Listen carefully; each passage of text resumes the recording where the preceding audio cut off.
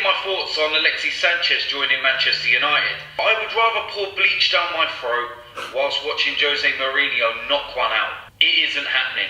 No chance is it happening. This is not going to be a Robin Van Persie part 2. You are not getting him. Quote me on it.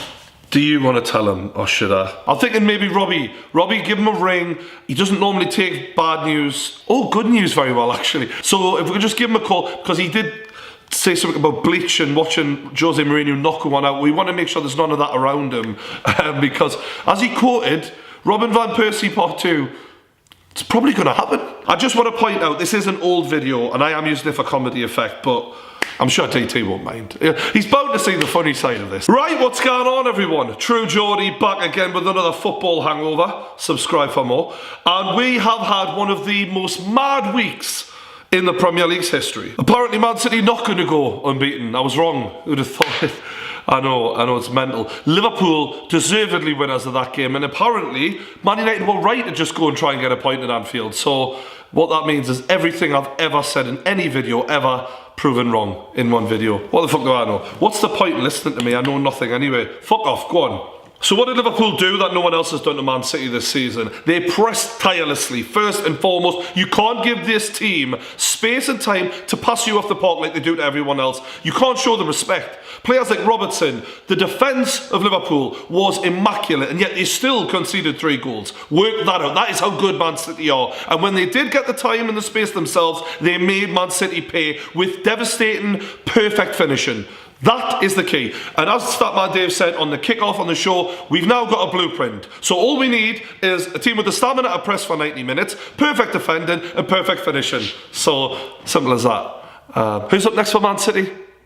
Newcastle. Yeah. Bukkake springs to mind, if I'm honest with you. I don't know how, but we still got the hair. Bye bye. Marcus Rojo, Luke Shaw and Valencia.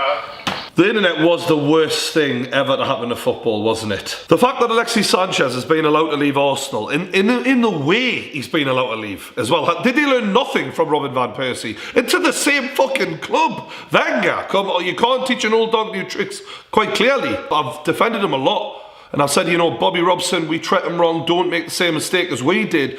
But now, when you can't keep a hold of your best players, and Ozil's going the same way, we all know it, then he's not going to be able to achieve anything with Arsenal because his best players don't believe in him anymore. They don't believe in the project. When that happens, you haven't got shit. People are suggesting that they go and get Aubameyang. Well, that's all well and good, mate. But who's going to create the fucking chances for Aubameyang when Lacazette's starving as it is up front? I tell you what, I'm not saying he wouldn't get a few fucking goals, but did you see the state of Arsenal against Bournemouth? 2-1 down. How slow were they to move that fucking ball? Where's the energy, man? They look like Newcastle.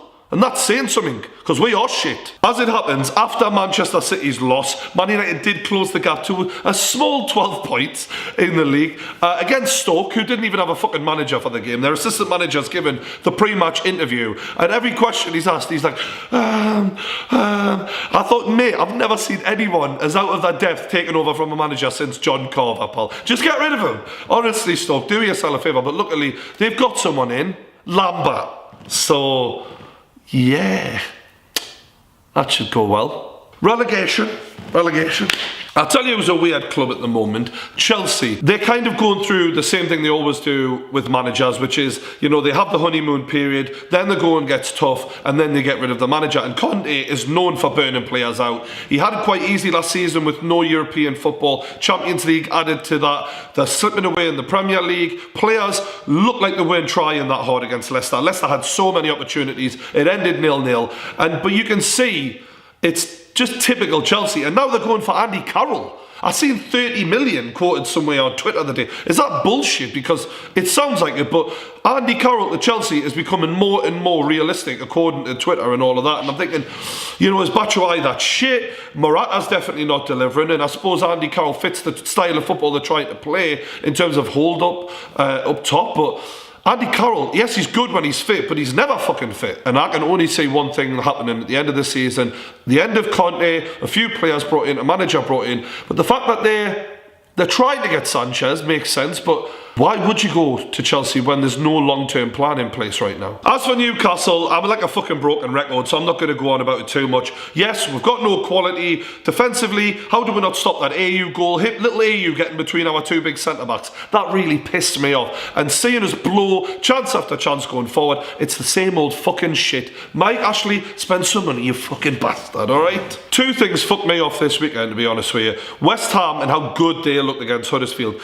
Lanzini and Arnautovic, alright, they're not consistent at this stage in their career, but just to have players at that club who can do that in games, I'm jealous. As a Newcastle fan, why can't we have players that good? Do you know, realistically, obviously we haven't spent the fucking money, but I'm just saying it just pisses us off because I love watching good football, and the way they wrecked Huddersfield was impressive. And actually I'm glad, because obviously I need Huddersfield to be down there keeping us up, propping us up. Also, Alan Pardew won a fucking game of football. Mind you, it only took him 9 league games to fucking do it, so I'm not giving him too much credit, and it was only a couple of headers against a bullshit Brighton defence. So just calm the fuck down, Baggies fans, alright? But I'm just a bit worried about Newcastle right now. The takeover is nowhere in sight.